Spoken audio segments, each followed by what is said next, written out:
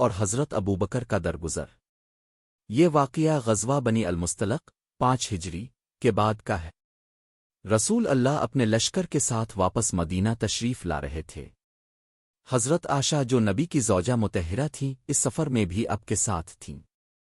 چونکہ اس وقت پردے کے احکام نازل ہو چکے تھے اس لیے خواتین ہدوج پردے والی چھوٹی سواری میں بیٹھتی تھیں جو اونٹ پر رکھی جاتی تھی۔ ایک مقام پر قافلہ رکا۔ حضرت عائشہ خفیہ طور پر قضائی حاجت کے لیے باہر گئیں۔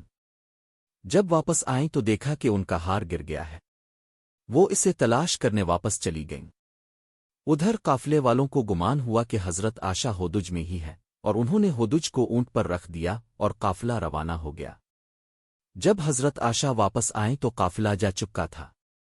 وہ وہیں بیٹھ گئیں کہ شاید کوئی تلاش کے لیے واپس آئے۔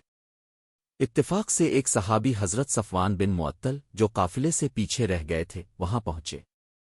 انہوں نے حضرت عائشہ کو پہچان لیا کیونکہ پردے کا حکم اس سے پہلے نازل نہیں ہوا تھا۔ بغیر کچھ کہے اونٹ نیچے بٹھایا اور حضرت عائشہ کو سواری پر بٹھا کر مدینہ کی طرف روانہ ہو گئے۔ جب دونوں مدینہ پہنچے تو عبداللہ بن ابی منافق نے حضرت عائشہ پر بہتان لگایا کہ وہ صفوان کے ساتھ کچھ غلط کر بیٹھی ہے، نعوذ باللہ۔ اس جھوٹ کو پھیلانے والوں میں بعض سادہ مسلمان بھی شامل ہو گئے جن میں ایک نام تھا مصطح بن اساسہ۔ مصطح حضرت ابوبکر صدیق کے قریبی رشتہ دار اور نادار انسان تھے جنہیں حضرت ابوبکر باقاعدہ وظیفہ دیا کرتے تھے۔ حضرت عائشہ کو ان الزامات کا علم کئی دن بعد ہوا۔ وہ بہت رنجیدہ ہوئیں اور بیمار پڑ گئیں۔ نبی کریم بھی پریشان تھے مگر وحی کے بغیر کوئی فیصلہ نہ فرماتے۔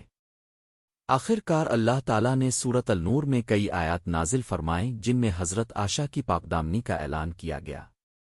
بے شک وہ لوگ جو پاکدامن عورتوں پر تہمت لگاتے ہیں وہ دنیا اور آخرت میں ملعون ہیں۔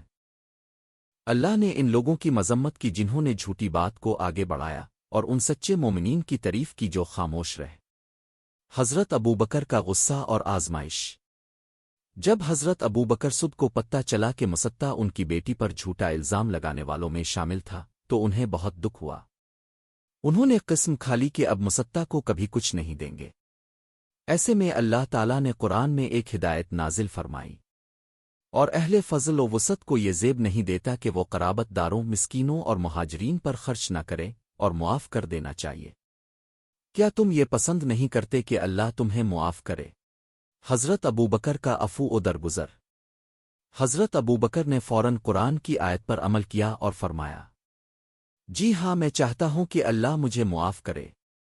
اور اسی وقت انہوں نے مصطح کو دوبارہ وظیفہ دینا شروع کر دیا بلکہ کبھی بھی ان کے ساتھ ناراضگی کا اظہار نہیں کیا۔ اخلاقی سبق۔ ایک معافی دینا اللہ کے قریب کرتا ہے۔ اگر ہم چاہتے ہیں کہ اللہ ہمیں معاف کرے تو ہمیں بھی دوسروں کو معاف کرنا سیکھنا ہوگا۔ 2 غصے میں انصاف کھو جاتا ہے۔ غصہ وقتی ہوتا ہے لیکن معاف کر دینا بلند ظرفی کی علامت ہے۔ 3 سچ ہمیشہ واضح ہو جاتا ہے۔ حضرت عائشہ کی پاکدامنی کی گواہی خود اللہ تعالیٰ نے دی جو اس بات کا ثبوت ہے کہ وقت کے ساتھ حق ظاہر ہو جاتا ہے۔ 4 رشتہ داروں کا خیال رکھنا چاہیے۔ حضرت ابوبکر نے اپنے رشتہ دار کو بخش دیا حالانکہ اس نے بڑی تکلیف دی تھی۔ اس طرح کی مزید ویڈیوز کے لیے ہمیں لائک کریں اور ہمارے چینل کو فالو کریں۔